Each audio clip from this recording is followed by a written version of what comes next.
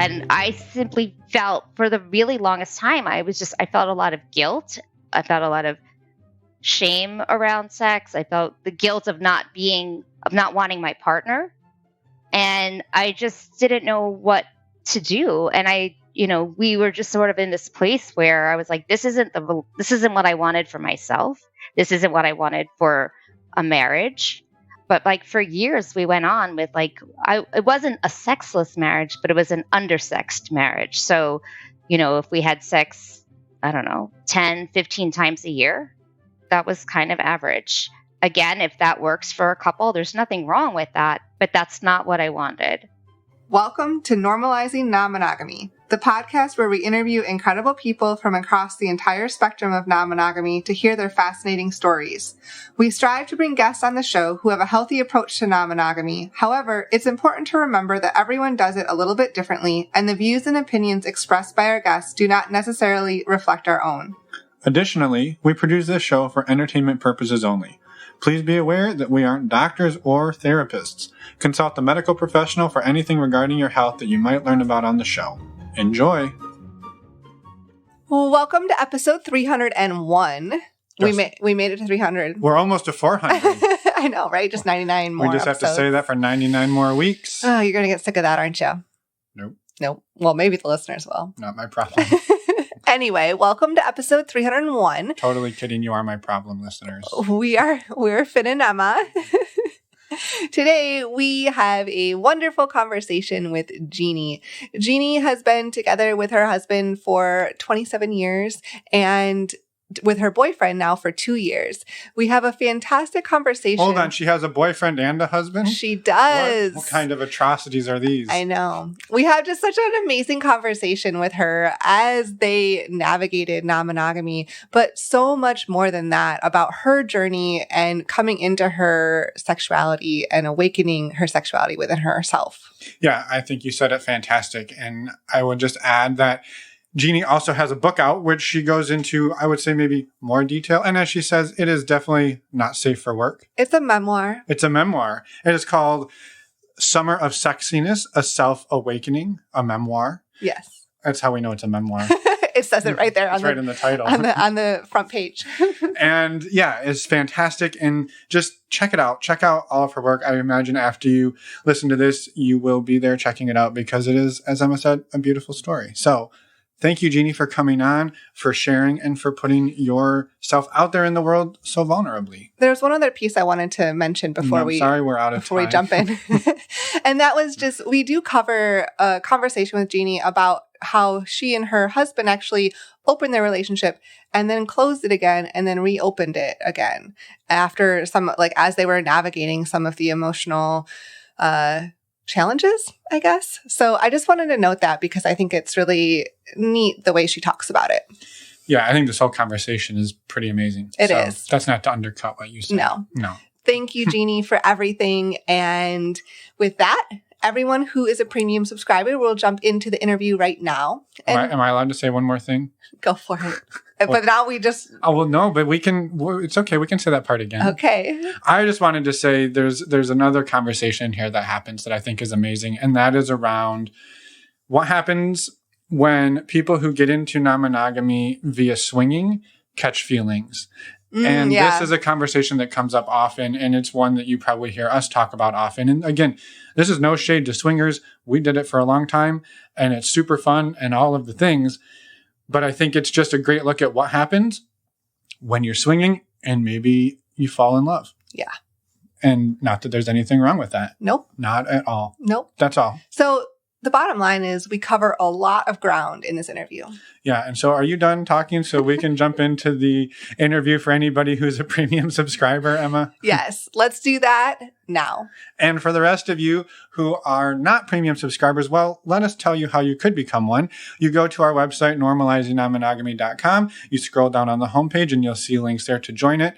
You can join for as little as a couple of dollars a year. And that allows you a few things. Number one, you get to support us and the work we're doing so we can be here in another 100 episodes, maybe even another 300. Mm-hmm. And you get to skip these exciting, amazing ads up front, and you just jump right into the interview like all of the people that you just heard about. Yes. Again, you can sign up on our homepage, normalizingnonmonogamy.com. Next up, we have an exciting event tomorrow night. That's Thursday, August 17th. If you're in the San Francisco Bay Area, we are partnering with Bloom Community and hosting a speed dating / friend dating. No. What's that? That's not the word I was looking for. That's not how it works. Speed dating / friending. So, yes, that was the word. Not friend dating. Speed dating / speed friending. Although sometimes, you meet a friend. Friend dating. There's nothing wrong with dating your friends. I didn't say there was anything wrong with it. That's just not the name of the event. So okay. I thought it would be misleading. Let me try again. Speed dating / friending. Did I nail it? You nailed it. Anyway, we're partnering with Bloom, hosting this event tomorrow night in Oakland, California. If you happen to be in the area, we'd love to have you join us. Links to sign up are in the show notes. Yeah, this is going to be somewhat similar to our virtual meet and greets, which many of you have attended or you've heard us raving about. It is going to be a similar type setup, but we're going to be in person. And we look pretty good in person. If we do say so ourselves. Yeah, we're humble about it, but we do. And so we would love to see all of you and your smiling faces in person as well. Come out and join us. Again, links will be in the show notes to sign up. And you sign up through the Bloom app, and it's amazing. We also realize this is last minute with the event taking place tomorrow, August 17th. However, we plan to do these monthly in Oakland. So even if you're not in the Bay Area, but maybe you know someone who is, please send them our way as well. Yeah, we would love to meet them as well.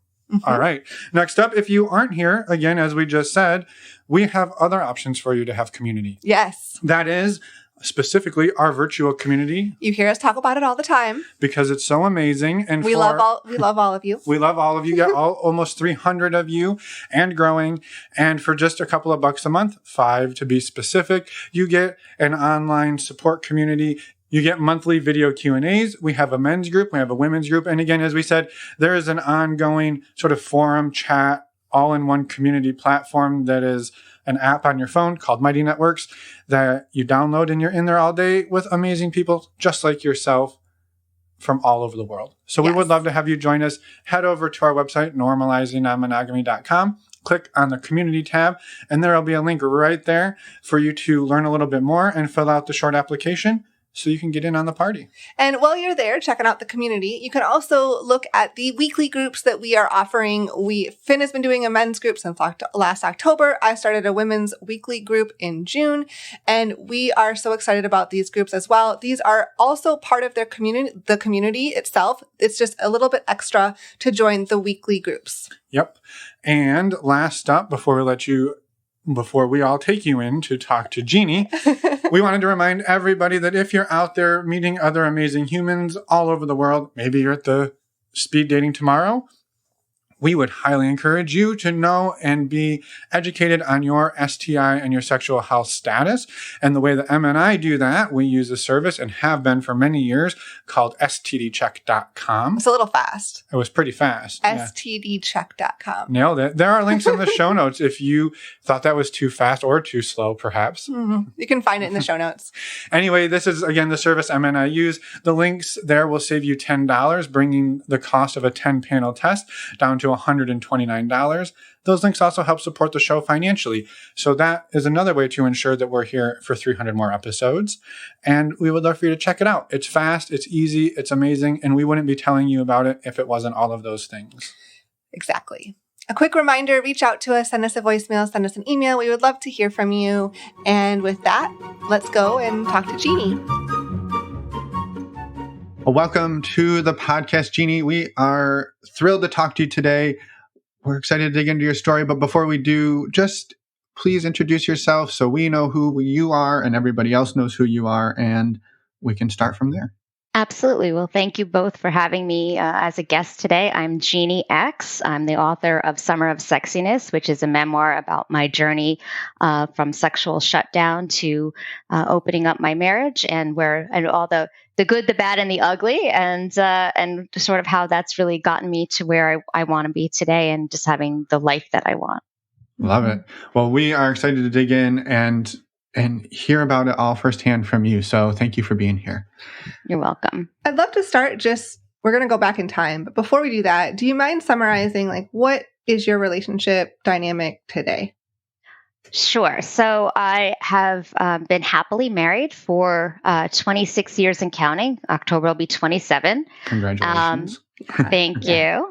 And I have a wonderful boyfriend that I will be celebrating 2 years with the end of this month, being June of 2023. Love it. And so to get to this point, we assume it was very simple and you just did it one day. But maybe Absolutely, as you do. Yeah. Well, maybe take us back to when did the idea of non-monogamy come up, or maybe even before that? What were the lead up to that? Yeah, so it's actually, I think it's better to start from even before that, just so to really understand what my journey has been.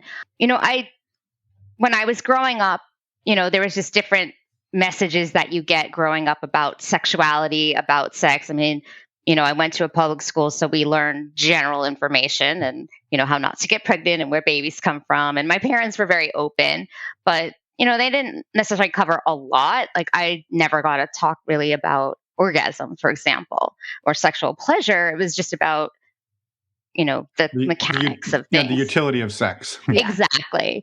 So, I mean, I was knowledgeable in that way. I started college in the late 80s, early 90s, and thought that I was sort of this modern sexual comfortable person. But at the same time, it was also a weird time because we were like in the midst of the AIDS crisis. So there was that fear and what was that going to look like?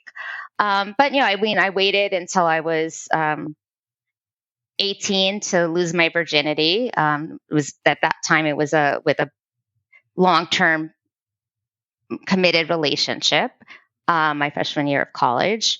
And so, I just sort of went about having this sex life within committed relationships, and then also a little bit of exploration. And was after college thinking like, okay, I know like who I am sexually. I know, what I want.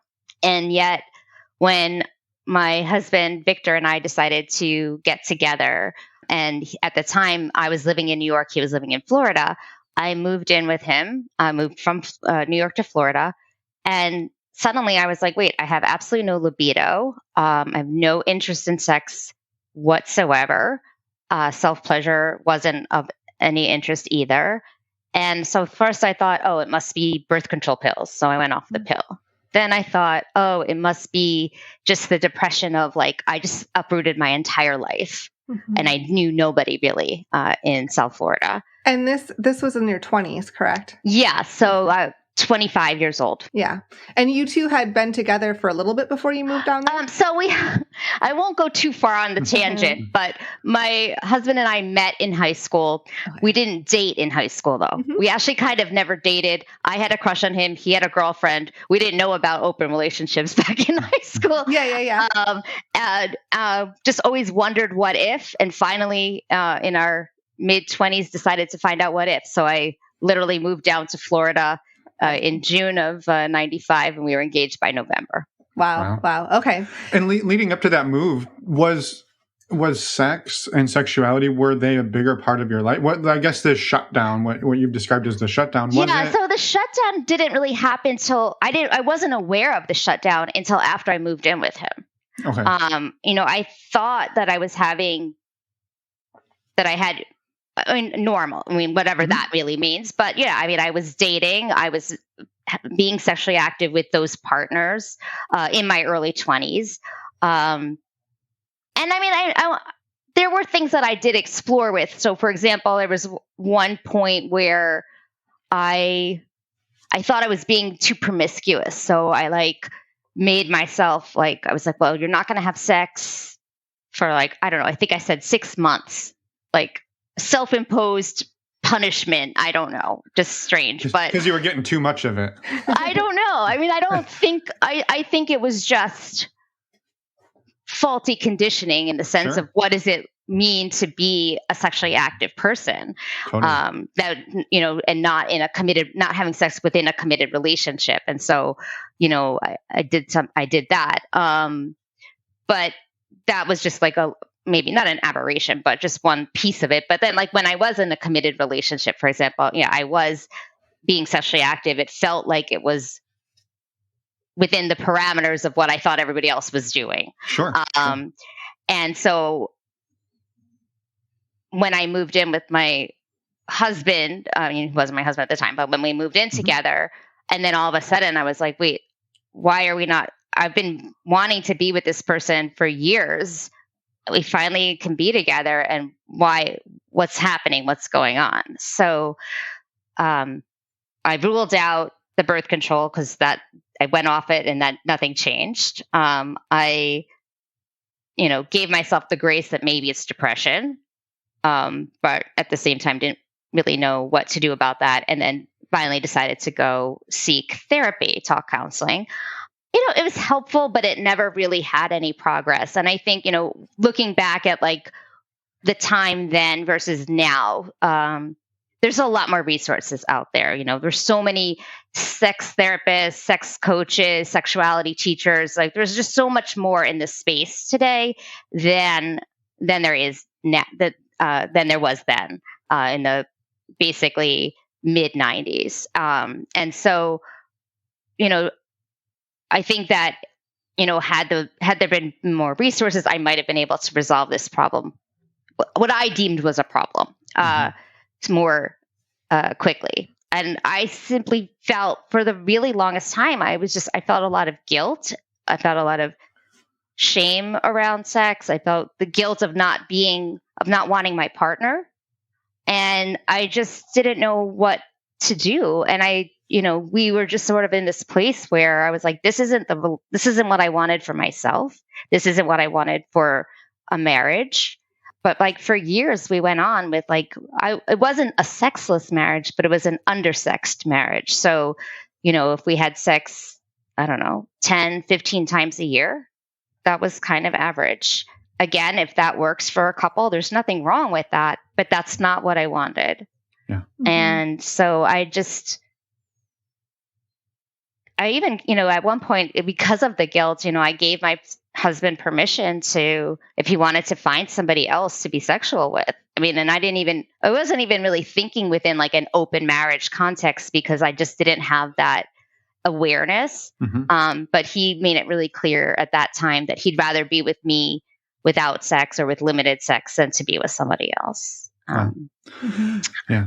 One thing I just wanted to say that I really appreciate about the way you've talked about this is that you're not saying that there is a right way or a wrong way or a right amount or a wrong amount of sex to have in a relationship. And I think it's really the awareness for yourself that it's not what you wanted, right? And maybe somebody's like 10 times a year, that's way too much, right? And you're like, great, then that's way too much for you. But you sort of identified for yourself that it wasn't enough for you. And I think what's also so hard about that is this gets talked about so little that you have no frame of reference. You're moving through the world thinking, I don't know, I'm doing this. This is what everybody's doing. And then if you start talking about it with people, you'll probably get 100 different answers about what the right amount of sex is if you talk to 100 different people. And so I don't know. There's no right or wrong. Yeah, there isn't. And exactly. I just love how you've sort of framed that and not said, well, yeah, this is the right amount, this is the wrong amount, but it's very personal. And I don't know, I just really appreciated that perspective.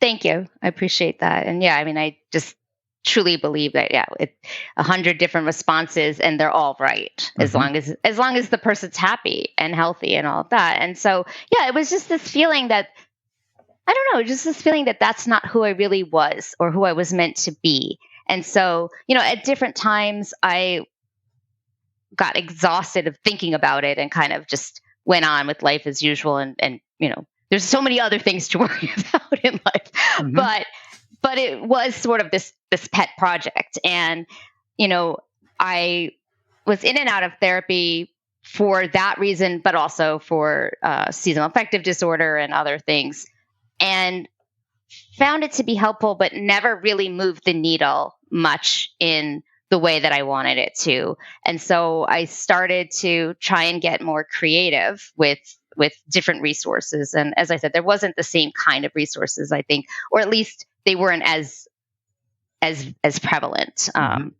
But so one of the things that was one of the early catalysts for my journey was I started taking pole dancing classes as fitness. And I took classes at a studio here in New York, starting in, I believe it was 2005 or six. And what was really unique about that particular studio is that we danced basically by the equivalent of candlelight. And there's no mirrors in the studio. There's mirrors in the bathroom. But when you're actually in dancing, there's no mirrors because it's not about what it looks like. And the pole was actually only a small piece of the class. It was actually more about sensual movement. Yeah. And what does that look like to you? Like, what does that feel like in your body? What kind of clothing or music will help you to connect with your sensual side, with your sexuality? And that was such a healing process for me of really being able to step into my sexuality in a way that I didn't realize I wasn't. And I think, one of the best ways for me to, sort of illustrate like the shift, and that was just sort of the beginning piece of it, though, is that I can remember decades ago, going on a date with my husband, and I was trying to be sexy, and in my what that meant to me was I had on a garter belt and stockings. And we got to the restaurant and we were sitting at the bar having a drink, and I'm wearing a short-ish skirt. And now everyone can see, not that really, in my head, everyone's looking at me. In reality, they're not. But, the stockings and the garter belt are showing. I mean, the stockings, but the belt and the straps. And so I'm like the entire time sitting at the bar, pulling my skirt. I'm so uncomfortable that I'm being sexy, even though I had this idea that I wanted to be sexy. Right. And then, fast forward, not just because of the pole dancing, but like at the end of this journey, being at a play party, wearing nothing but panties and shibari rope. And being comfortable doing that. So yeah, I love it. So that journey is it takes time and work and absolutely. Yeah. I'm curious, going back to that night where you're like decided to wear a garter belt and stockings, and like what was that a starting point for you, a turning point for you, do you think, around that time? Like between and the pole dancing classes? Yeah, I mean, I can't precisely remember where that dinner fell in with the timeline, to be honest. But if I'm recalling it correctly, what we would do when we were not having a lot of sex is we would try and plan like an entire weekend, like maybe it was like a holiday weekend where you have 3-4 days, and make it a sex weekend. And somehow, because it was so concentrated and so focused, like it was easier for me to like sink into that side of myself. And so like we would, go out to a nice dinner, maybe Friday night, and then we'd watch sexy movies all weekend. And so that might have been like maybe one of those weekends where it was sort of kind of dropping into that sexy time. And so wearing the garter belt and stockings, which was not, I mean, I wore stockings, but not with a garter belt on a regular basis. Yeah. And it sounds like the two of you were being intentional about trying to bring that piece to your relationship, but for you, it wasn't, you wanted more. Right. And it just didn't come as easy. Like, I mean, we were always affectionate, like hugging and kissing and that kind of thing. So there was never that issue. And I never felt that the lack of interest in sex was directed because of my partner. Yeah. I felt like it was always like an internal struggle that I needed to address. Yeah. Well, and I'm curious, it sounded like pole dancing was maybe something that was a bit of a catalyst to start the ball rolling. How did this snowball pick up speed and pick up momentum? Yeah. So, I mean, I danced with that studio for 15 years. Wow. It closed during pandemic. But yeah, I mean, it was really just this, like all of this work, because like we would come to class and we would pick different music and really explore, because like sometimes you might think that maybe like, this very, prim and proper kind of lingerie would be what feels good to you. But for somebody else, maybe it was more like a hoodie, and or something like that. And it was like, so it was playing with music, playing with fabric, with clothing. The studio founder, her name's Sheila Kelly, and she created these icons based on emotion. So there's like dangerous challenger, or the blissful pleaser, and it's like trying to like find your way into your own sexuality and sensuality through these different icons. And it's not meant that like you have to adhere to it specifically. It's more like these are ways that you can find it, and generally with like as if they're like parts of a pizza pie, and that you might have a bigger slice of this piece versus that piece, and just trying them on to find what connects best with you and your body. And so, through so many years of doing that work, just getting comfortable in my own skin, just starting to really like own my sexuality, to be comfortable, to be a sexual being in a way that I wasn't before, that I wasn't even aware that I wasn't. I felt like that really did move things along. I do think we started having sex more frequently, but I still felt like I'm not where I want to be yet. I didn't have like I think for me, what was always missing was that I was like, wait, why don't I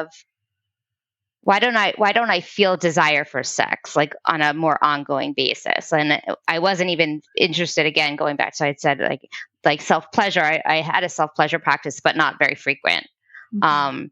Just as a like indication to myself of like what's my libido, what's my desire. Again, and as we said, nothing right or wrong, just what I wanted for myself. So I guess now timeline wise, if we talk in about 2012, I started studying with a woman called Regina Thomasschauer. She goes by the moniker Mama Gina. I don't know if you're familiar with her work. I've heard of her, yeah. I see one head shaking yes and the other shaking no. So Regina Thomasschauer, she is the author of the book Pussy, A Reclamation, and she teaches women's empowerment from a place of pleasure. And so I went through her programs and became a part of the Mama Gina community.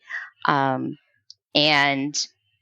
really, that was like another yet important turning point. And I had met I was sort of aware of Mama Gina because I found her book on the shelf of a bookstore years ago by accident, although you could say there are no accidents. Yeah. And I think I even bought the book at the time, but it wasn't until later, like I finally like made the commitment to take the class, and was so grateful to do that. And she, really like encourages self-pleasure practice, and just approaching life from a place of pleasure.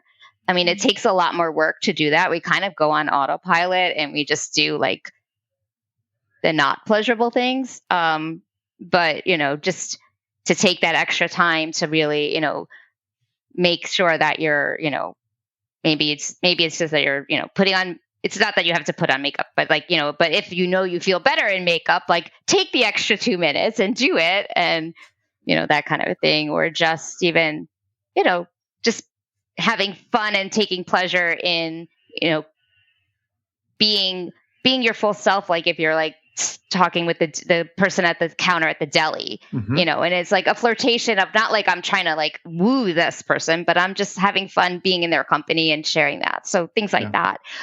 So she has a whole bunch of practices, and that really started to like further generate more libido in me, and also just yet another eradicating another layer of shame because of some of the practices. That's amazing. I think there's I picked up a parallel between what you just described there and that experience with what you also experienced in the dance studio, which is you said, right, maybe put makeup on if that's what feels good, or maybe it's sexy lingerie, but you also said maybe it's a hoodie, right? Maybe it's something completely different, and it's everybody finds what works for them and then is encouraged to embrace that. And so if what's sexy for you is completely not sexy for somebody else, like that doesn't make it wrong. And you get to show up and be you.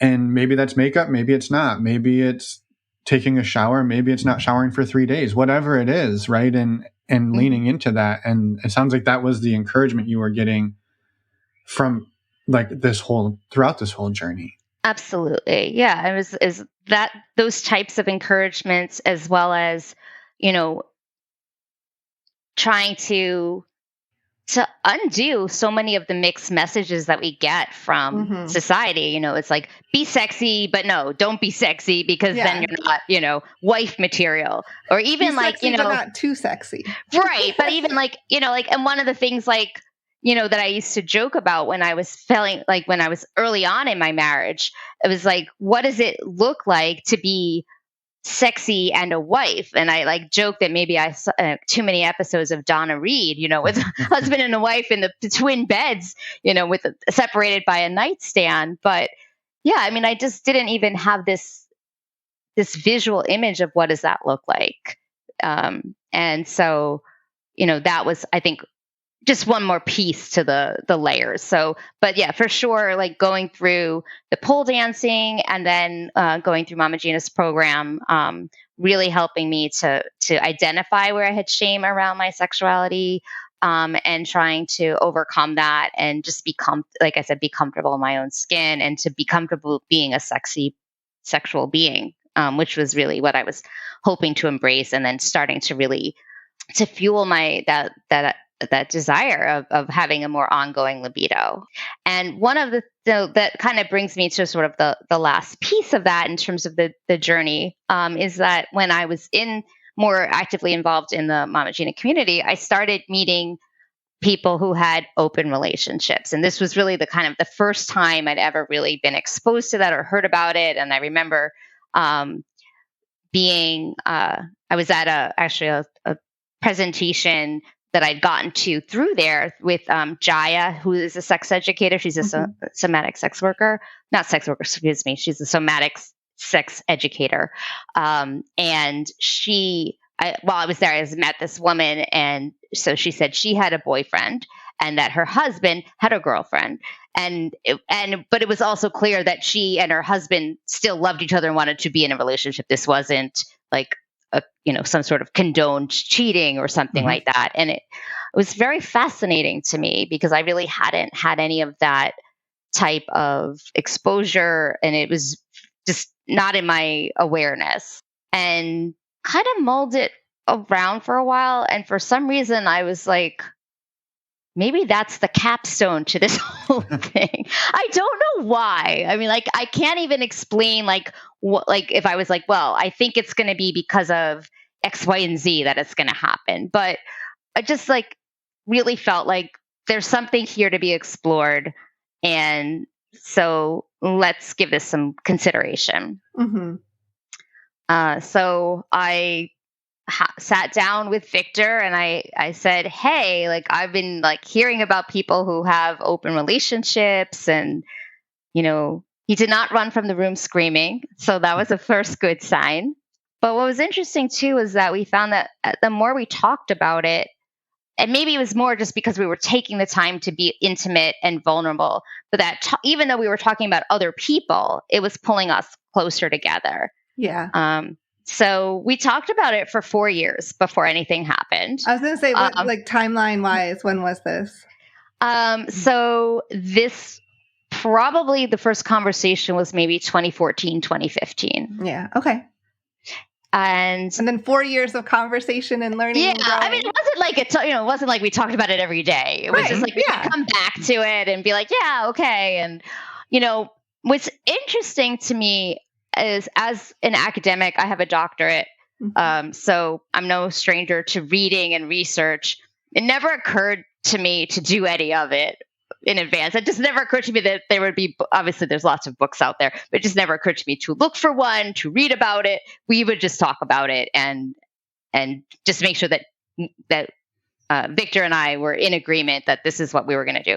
So we got to this place at some point in that 3 to 4 year thing where we were in agreement that we were willing to do this, and that we both had consent and all of that. But I like to joke that, when you decide to buy a car, it's really clear, right? You're going to go to the car dealership. So I'm going to buy a car. I'm going to go look at a car and buy a car. We're going to open our relationship. Well, we didn't know what that means. Like, okay, what does that mean? So we were in agreement, but nothing happened until a friend of mine who used to throw these amazing erotic parties. I'd been hearing about them. So I know her from the Mama Gina community, and I'd been hearing about her parties and that they were really welcoming and a great place to explore. And so I decided I would go, and a friend of mine was also interested in going, and she lives in New Hampshire. I live in New York. The party was in New York. So she came down for the weekend so she can go to the party with me. And Victor was supposed to go to the party with me as well. We were going to go as a couple. And then he came down with laryngitis. So he did not go to the party. But we also kind of got the sense that my friend was probably happy. Like, not that she doesn't care about him. She would have been fine. But I think just said, like, for us to be a little bit more like keeping tabs on each other and going as buddies, just because neither of us had ever been in this kind of an environment before. She's also from the Mama Gina community. So like, she's not like uncomfortable around sex and sexy issues, but this was completely new territory. In fact, like the next day, when we were retelling the story to my husband at breakfast, and we're like, yeah, it took us a lot longer to get there. He was like, no, it didn't. You guys were so nervous. You like kept delaying your departure. But yeah, so we got to the party. And again, going back to like my comfort level, my skin, even though this was a very new experience, I didn't know what to expect. The theme was pink. I had gone out and bought all new pink lingerie. And I very early on in the party, like, took off my street clothes, so a little challenging to wear just lingerie on the subway. Yeah. You can kind of get away with anything in New York City, but it's not necessarily the best idea. Well, and plus you don't know what you're going to sit in, so you want to keep an extra layer between you and the seat. Right. Yeah. But I was wearing 5-inch heels, just the lingerie and a skirt over it. And yeah, so I mean, I was comfortable in that respect. And early on, I met this guy, and he was helping kind of like introduce everybody. And, here's where it's a BYO party. So here's where you put if you're bringing alcohol, here's where you would put it. Here's, just the lay of the land and all of that. And the way that my friend would throw these parties is, you'd show up, if the party started at 10, obviously people start to trickle in around 10. And then once there's about a critical mass, usually like 11:30, then she would, have a more formal structure to it with a ritual, an erotic dance, or some sort of erotic presentation or performance, consent talk, and then, sort of open things up more explicitly. But so early on, I was just chatting with this guy who was sort of helping greet everybody, and asked, can I touch your arm? Yes. Can I give you a massage? Yes. Can I kiss you? And I was like, wait, what? At this point, I haven't kissed anybody but my husband in 20 some odd years. So it was not an inappropriate question, but it was just, I was like, no. It's a lot to take in. It was a lot. I did later give him consent to kiss me, but yeah, it was definitely like breaking a boundary, just because it was so, novel. And I did spend a lot of time at the party with him, getting to know him. And he asked for my number, and I gave it to him. And so we did start. We went out on a couple of dates after that. So that was sort of that party is the date that my husband and I joke is our polyversary. Yeah. Well, I love that. And I'm curious, like, there's so many questions I have about this, because I think there was a question that I had or a comment, question, observation around just and I want to be careful here to say the support that your husband has given, not the it's not like he's allowing you to do any of these things, right? There's actual support in that. And I think the part that stood out to me even earlier was, and sort of the way you told us, it was never your husband coming to you and saying, I'm not getting enough sex.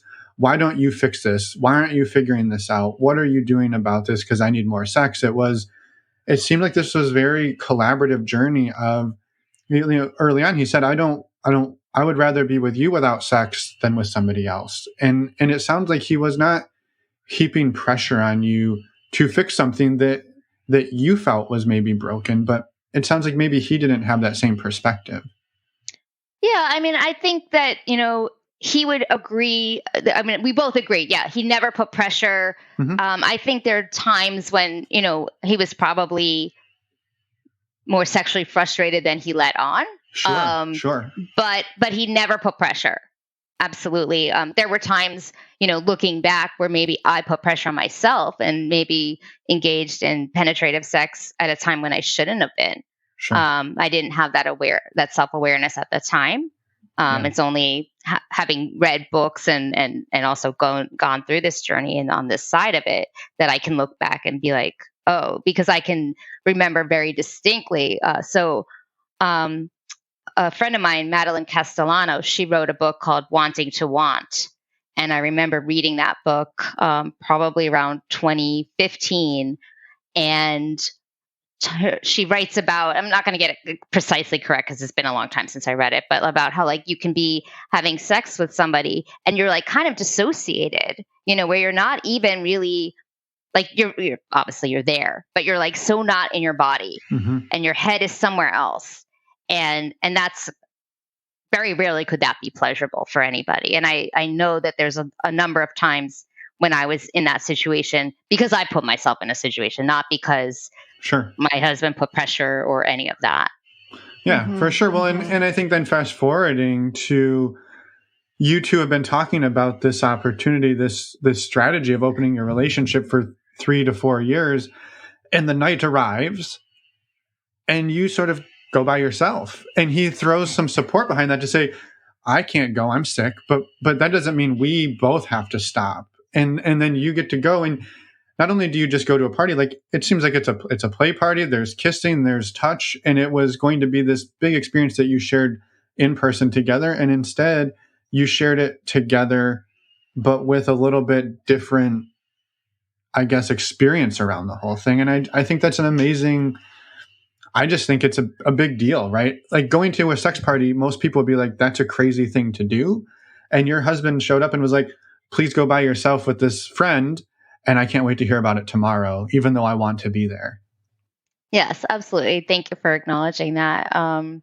Yeah, and it's what's interesting is like a number of things about that is for whatever reason, when we thought about opening up, I know a lot of people, when they first decide to open up, I don't know, maybe in my head, a lot of people, I don't know what really the statistics are, but it does seem that often if a couple decides to open their relationship, they might go the swinging route, or they might, think that maybe they're going to find a third person. But it's like, it seems to me it's more common to be more of a shared experience. And it wasn't that we were going to have this like completely separate experience, but at the same time, like those aspects never occurred to me. It always was more like, oh, we're going to have our own experiences and then share about them.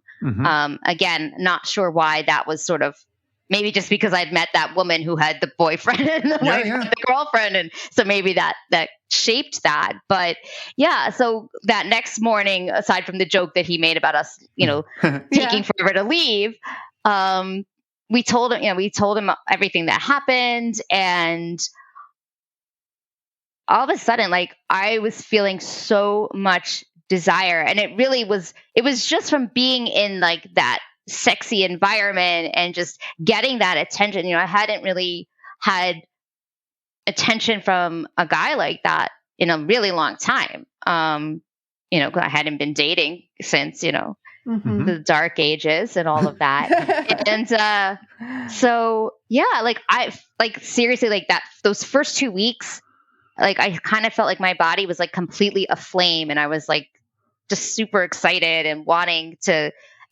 but not necessarily wasn't about the guy I met at the party as much as I liked him, but it was me then sharing the story with Victor the next day and then being really turned on and then really igniting the sexual chemistry between Victor and me. And so like it was doing exactly what I wanted it to do, in the sense of like I wasn't doing this to with the, within the framework of like I want to open marriage.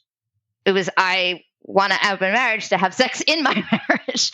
So it felt like it was, it was a success from that perspective. And it just, and then it launched. So that party was in May of 2018. And then the next party, she said the party is on a monthly basis. And then the next party was in June. And Victor was away on a business trip, so he could not go yet again. But that was, and at that point I'd been on like 1 or 2 dates with the guy from the first party, and he was going to be at the second party. And he came to that world from the swinger world. So he had met my friend who threw the parties. She used to swing with the person that she was with at the time, and so that's how they knew him, et cetera. So I made it clear, like, okay, I'm going to be at the party, but like I want to, like, we're not going as a couple. Like, we'd only been on 2 dates, and I was still like, just what is all this all about and everything. Yeah, you're still very much figuring it out. Right. And so I was just really enjoying like the sexy vibe and just exploring. And so one of the other things that she always would have as part of her parties is like she'd have a shibari person there. So if you wanted to feel like what it was like to be tied, you could explore that. Or sometimes she had someone who like came with like 7 different floggers, and you could see what that all felt like, or sensual massage and things like that. So it was sort of like a little, like you could get a taste of different sensual experiences that you might not ever have, may never have had the opportunity to explore previously, and you're doing it in a safe, supported space. And that's what I always really loved about those events. But yeah, so the first time I didn't get tied up by the shibari person, and I had a little regret about that. So the second time I was like, oh, I'm going to get tied up by the shibari person. But the line was really long, and I didn't really want to spend the entire party waiting online.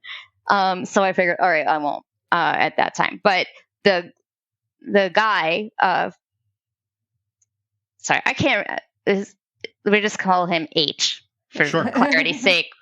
So H introduced me to his friends, Jake and Mia, and they were swingers, and I'm just chatting with them, and I was telling them, I wanted to get tied by the shibari guy, but I don't want to wait in line, and blah, blah, blah. I said, well, do you want to get chained?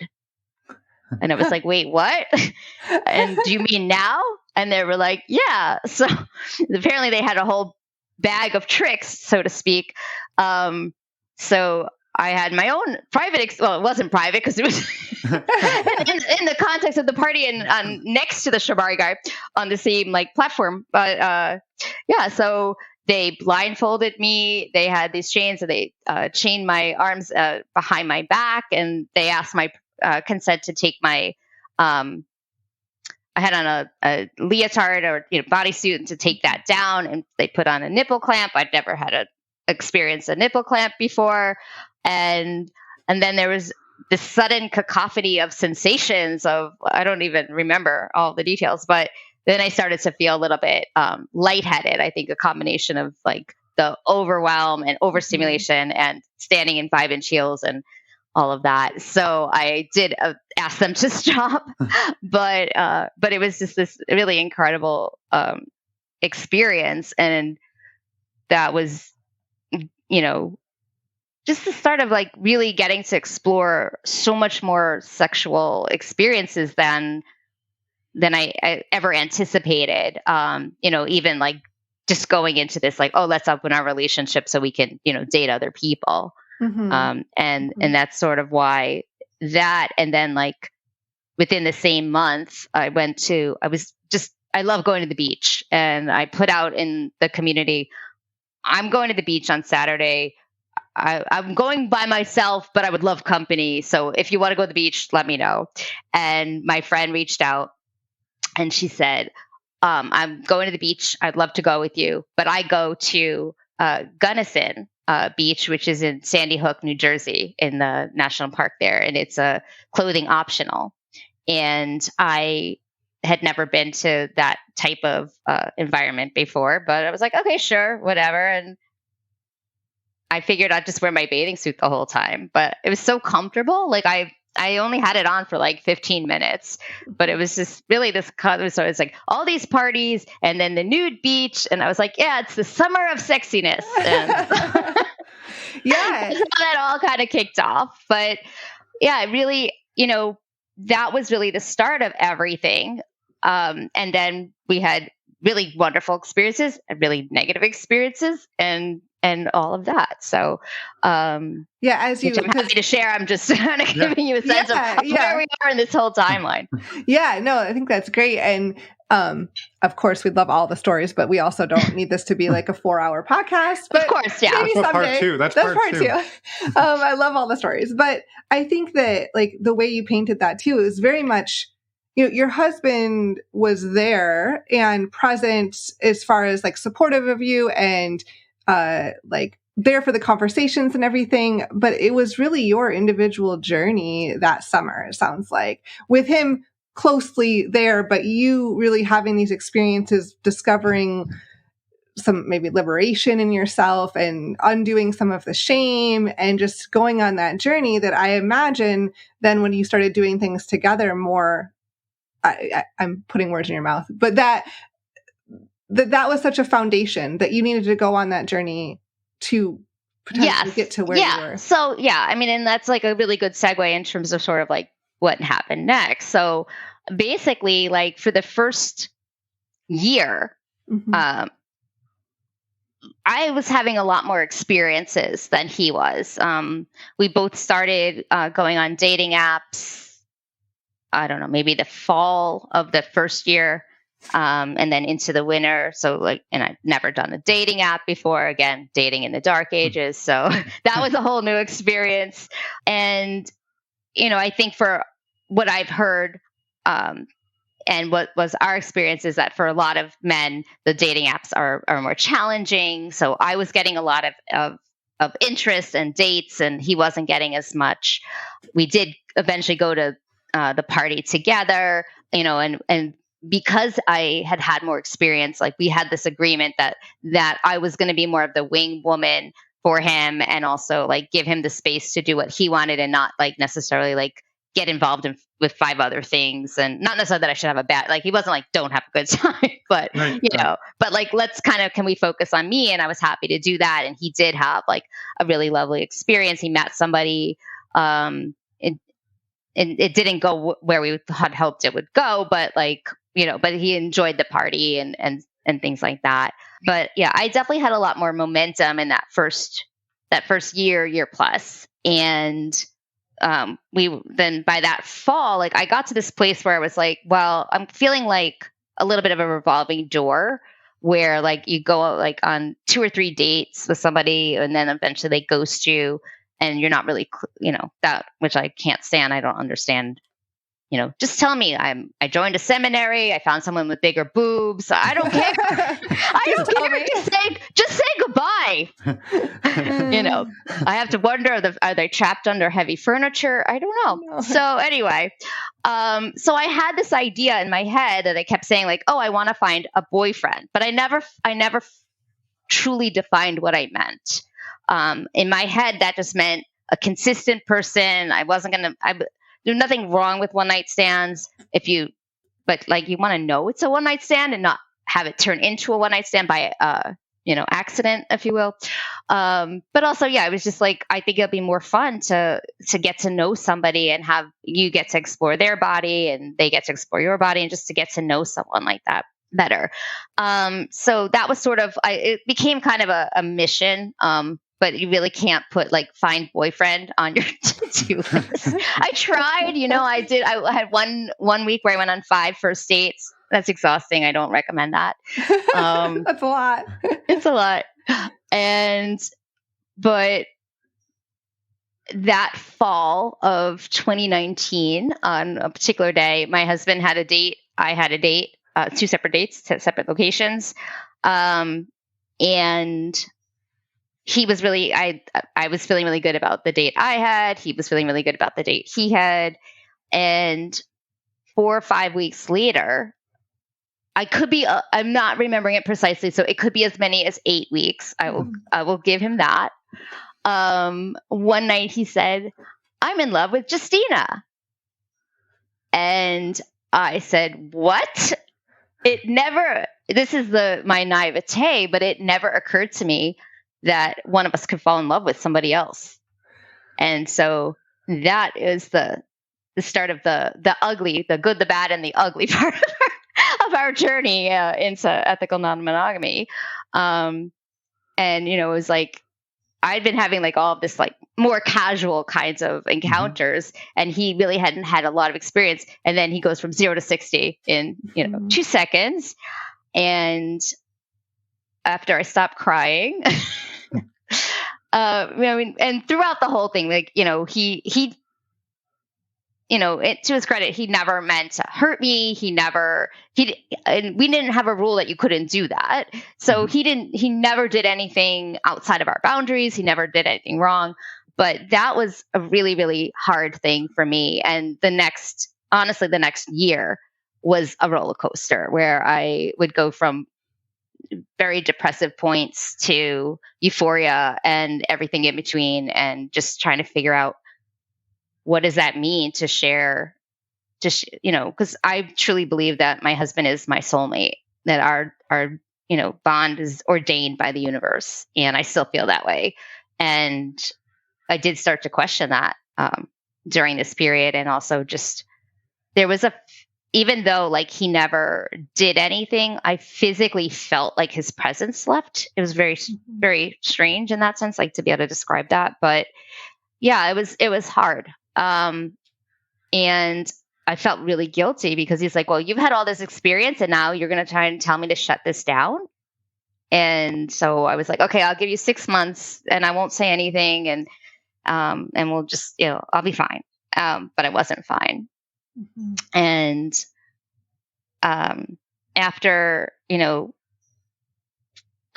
spiraling and cycling through this, happy, sad, and we were fighting a lot. We would have the same fights all the time. That's not us. We really, of course, every couple has disagreements, but we really don't fight. And like, we were just like, really having a lot of arguments and getting upset with each other. And it just really felt crummy.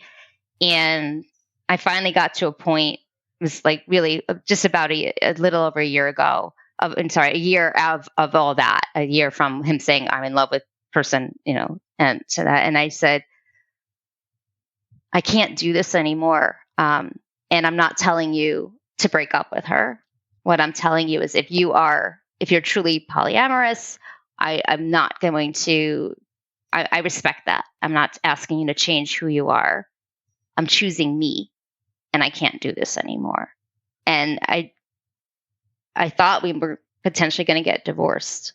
And that was like the hardest thing for me, because my love for him had never changed, but I couldn't put myself through that. And so we talked about it, and we had started couples counseling around then. And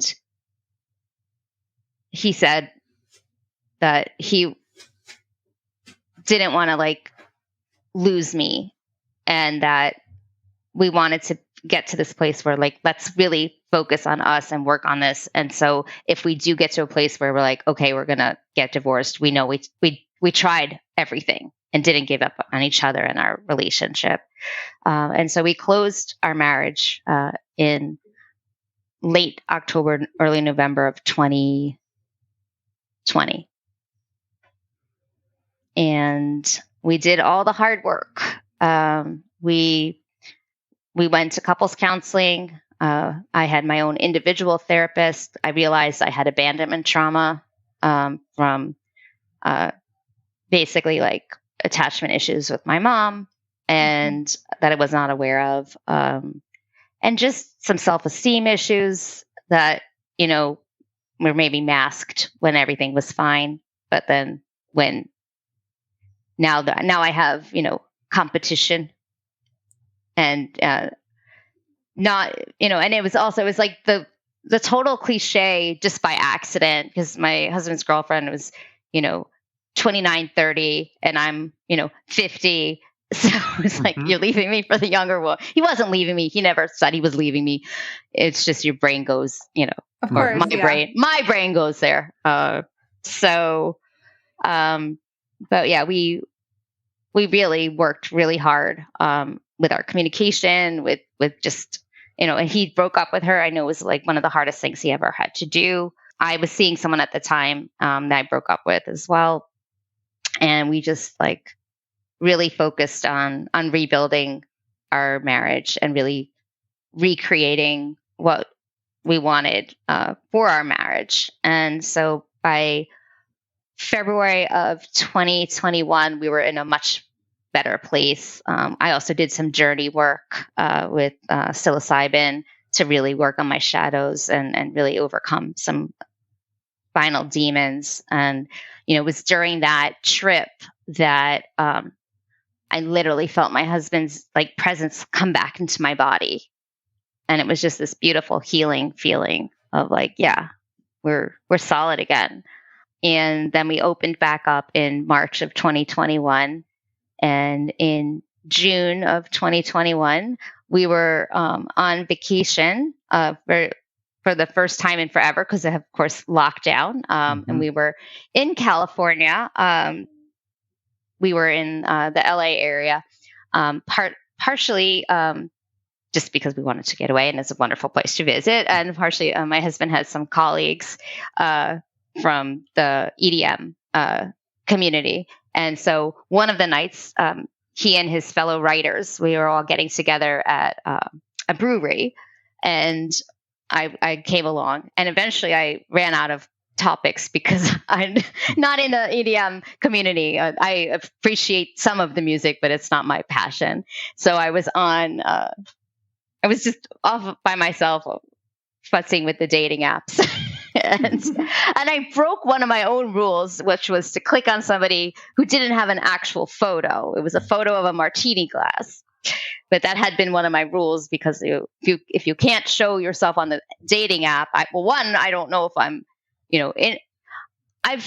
after like enough trial and error, I got really clear with myself that I could tell from a picture generally like if I would feel chemistry. And it's not that the person was not attractive or attractive, because like there were times I went out with the person where I would say the person's attractive, but like I could just, it just never felt that chemistry, and that was important to me. But anyway, so I click on this dating on this profile of the martini glass, and it was the way it was written as like a couple's profile. And one thing that Victor and I were really keen on was we thought it'd be great to meet another couple and to have, not as a swinging, but like as a like everyone's playing. And, one of the things that has also come out of this whole experience and journey is really stepping into, as I said, sexual exploration.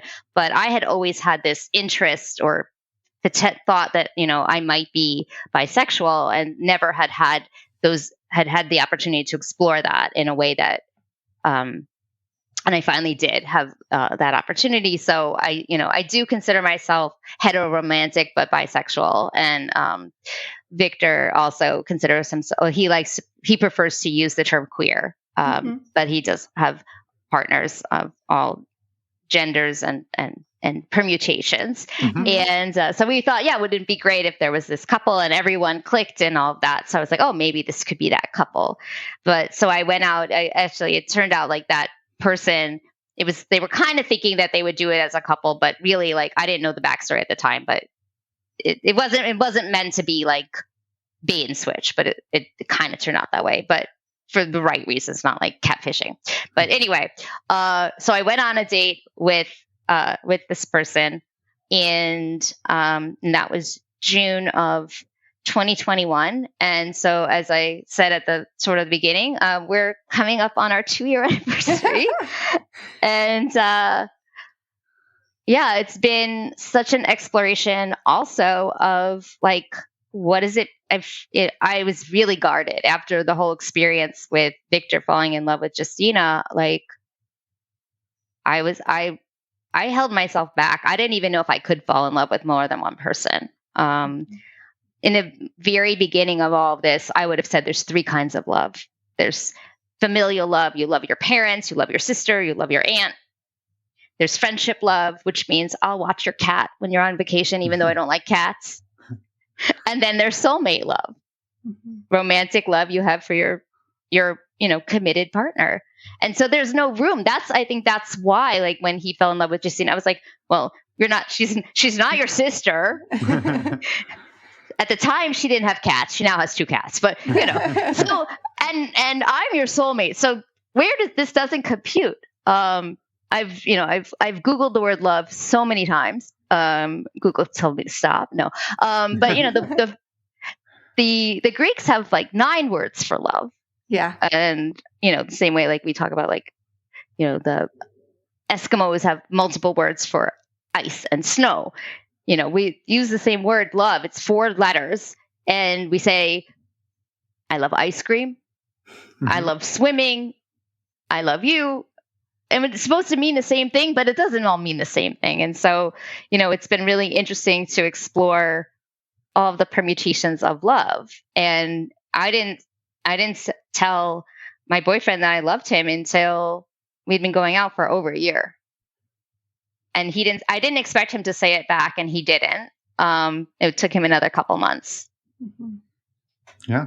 Yeah. But yeah. And so that's my journey. My boyfriend and I have sex like 4 times every date. And I finally have the sexual life that I always wanted. And it's very unusual, journey to get there. But I'm excited and happy and healthy and all of that. Yeah. Wow. So many questions still, but I think that a couple of important questions. Sure. I'm curious about. Did your husband get back with the girlfriend he broke up with? So they took a complete break from one another. She asked to have absolutely no communication. They did get back in touch with each other. I'm not going to remember precisely they're not dating. They are very good friends. She's actually, for the very first time in her life, attempting monogamy. But he still, loves her. I don't think he's in love with her at this moment. He might disagree, and that's okay.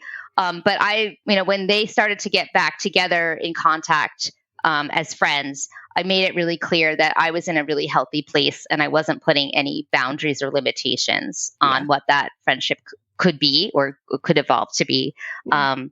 So at the moment, it's not, there's nothing there because of her choices. But yeah, I'm glad that they went out Sunday night to a rave.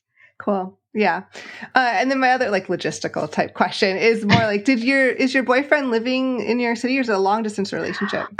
So it's not quite long distance. He lives in Connecticut. Okay. So it takes me 2 hours to get there because I've got to take the subway to the bus to the train. Yeah. When he drives me home, it's about 45 minutes. Okay. Cool. And he, at least for now, he's in Connecticut. He may be moving in 4 years when his contract is up. But we'll worry about that. But then it would be potentially to Tennessee, and that's a whole other. Who knows? Yeah. Who knows? Cross that bridge later. Exactly. I love it. I had a few thoughts that I just wanted to maybe share as well, and more questions, of course. But the first one is I know earlier I was kind of saying, I was impressed with the support that Victor showed up with and was able to give on this journey. But I didn't want that to take away from your own personal journey and your own personal work of, going to the studio, coming into yourself. And then, yes, he said, I support you to go to this first party, but you also had to be like, I'm going to go to this first party pretty much by myself. And yes, I have a girlfriend there, but I'm pretty much going by myself. And then to do it again and to step into that, that's no small feat, especially sort of coming from the shame you were sort of unknowingly swimming in. And so I just wanted to really celebrate that because I think that was important. Thank you. Mm-hmm. And I think also just the piece around, when you first started telling your story for the first 40 minutes of it, it was this, I wanted to quote unquote fix the sex problem in our relationship. And I went and did these things and it was amazing and it was amazing and it was amazing. And then it was like, there was a catch here. And I think that is a very relatable that, I kept thinking this thought of people often say, well, if you open your relationship to try to fix it, you're making a big mistake. And we hear that all the time. And in some ways I agree. And in some ways I very much disagree. But I think where I disagree is your example is a beautiful one. It did quote unquote fix it. You have wound up here, but I don't believe you wound up here necessarily because you opened your relationship. I think that was a path that showed you whatever, a year and a half or two ago, oh shit, there's something here that I've been ignoring. And then you both went to work on yourselves and on your partnership. And I think my perspective was, and often is, non-monogamy is one of the lenses you can shine on your relationship that forces you to see all of your own demons and maybe all of the demons that are hiding under the carpet of your partnership. And are there other ways to find those? I think so, for sure. But I know non-monogamy is one that we see often. It shines the light on there whether you want it to or not. You think, well, I don't have anything going on with me. I'm ready. I'm solid. I don't get jealous. And then pretty soon you're huddled up in the fetal position in the corner going, what the fuck is happening to my life?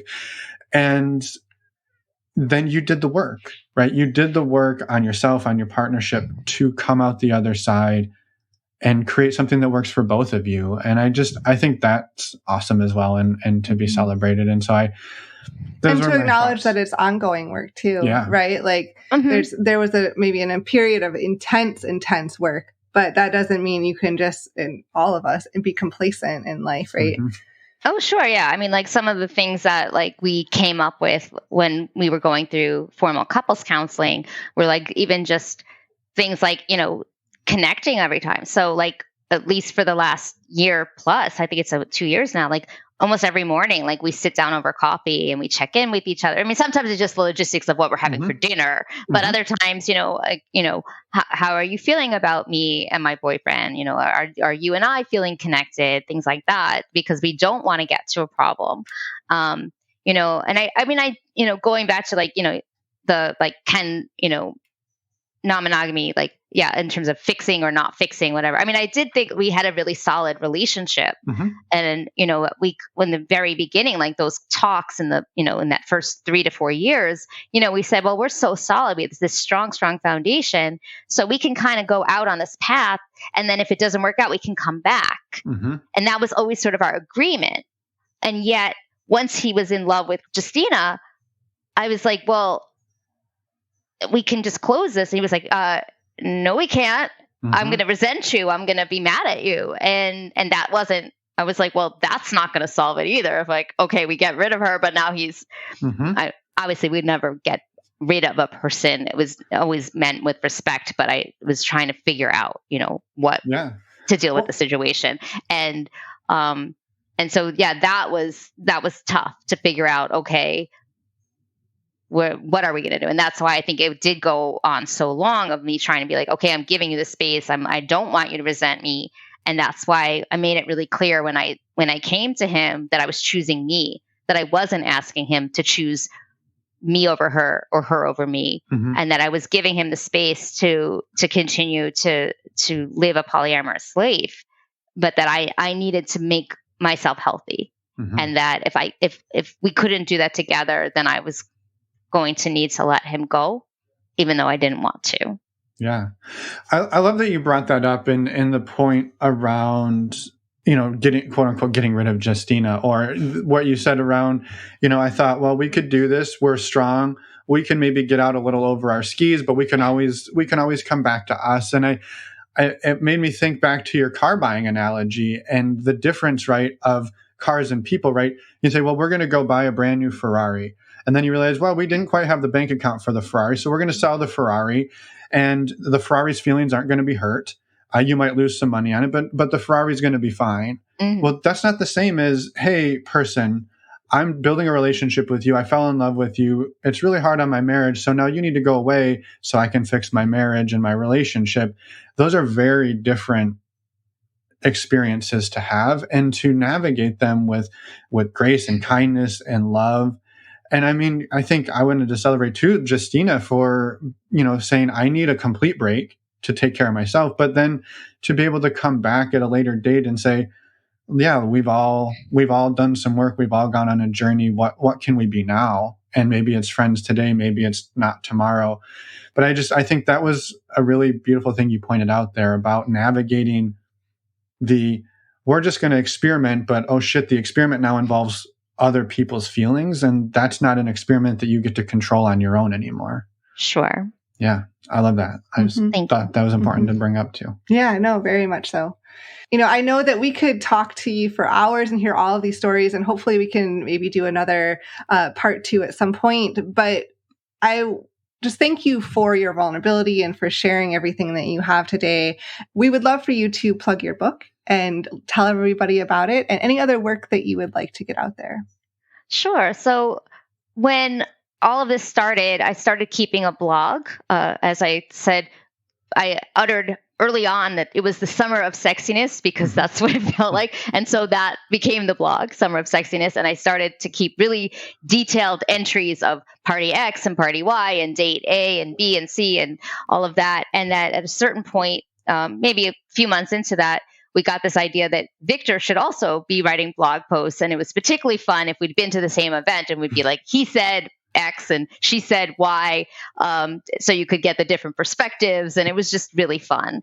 And I got to this sense of like, there's a book here, and I wasn't sure really what the arc was initially. But then I had an experience. I was like, okay, this is the arc. I'm going to start writing the book. And then all of the shit hit the fan, and I was like, oh no, this is a much bigger book. But it's called Summer of Sexiness, a self-awakening. It was originally going to be a sexual awakening, but after the rest of the experience, I realized it was a self-awakening of really, stepping into much more than just my sexual health. And so it's a memoir. I go back to sort of the early messages and sort of what happened all throughout my childhood and early adulthood to lead to that point, and then, what my marriage was like, and some of the stories I've shared. It's definitely not safe for work. But I was fun writing. I had fun writing it. It's available on Amazon.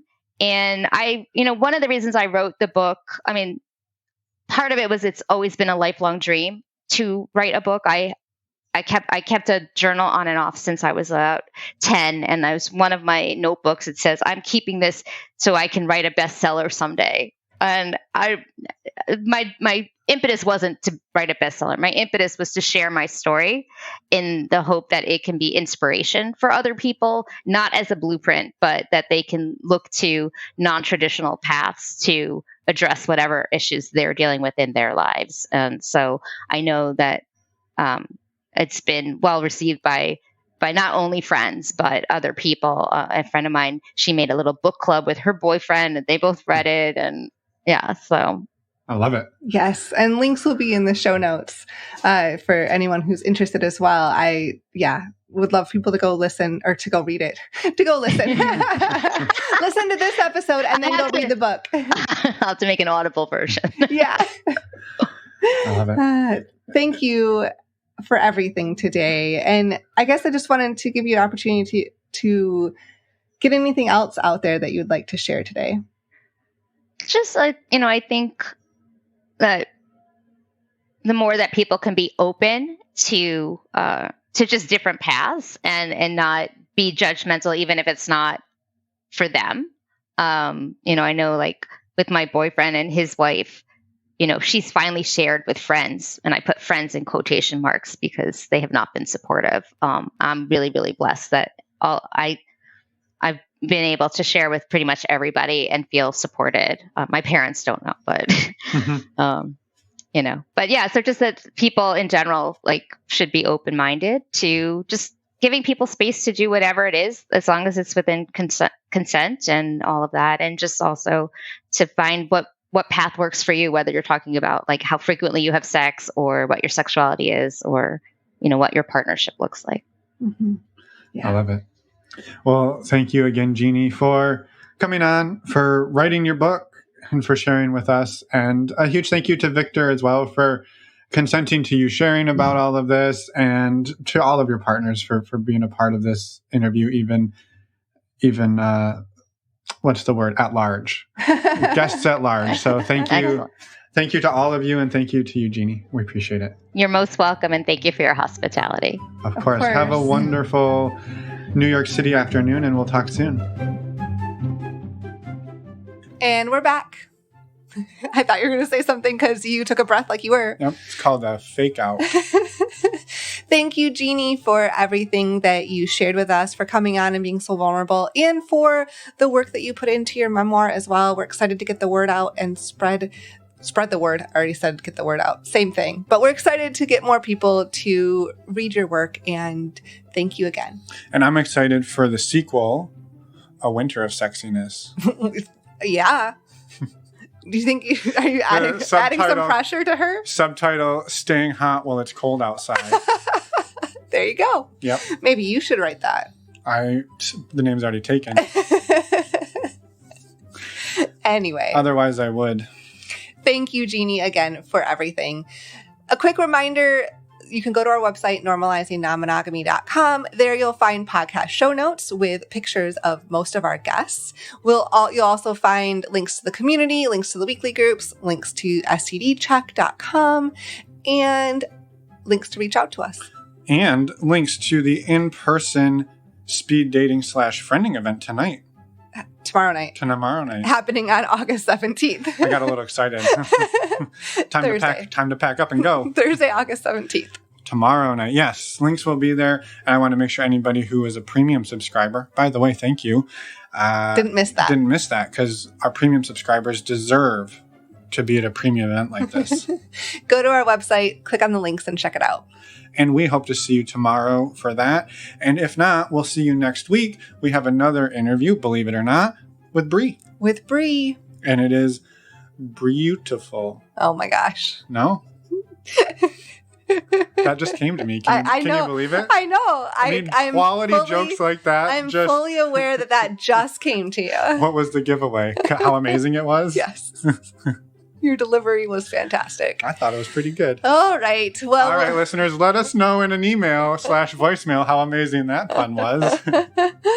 We will see you all next week when we talk to Bree. And until then, have a wonderful weekend. And we'll see you tomorrow in Oakland for the speed dating. That's true. Bye, everyone. Thanks for listening.